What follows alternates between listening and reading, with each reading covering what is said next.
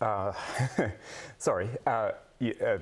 As you'll know, I used to work at Al Jazeera, and I didn't know Shireen personally, but she was, as Tamara was saying, she was one of those journalists who you just knew of because she was such an important journalist in the Arab world. And this whole thing, Maddie, makes me so angry, because we should be angry as journalists.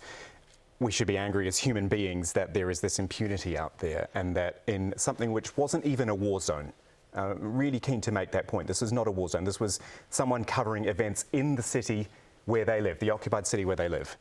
And she was shot in the head. And the press should be able to go about their job freely, to be able to report on the things that are going on around the world and not fear for their lives in doing so. Exactly. I think if you go to a war zone, you know what could potentially happen. It still wouldn't be right if a journalist died in a war zone, but you know that there is potential for that. This should not, cannot happen in this manner. And, you know, the Qatari government, who owns Al Jazeera, have called it state-sponsored Israeli terrorism, which is an extraordinarily strong phrase, but probably not far off the truth.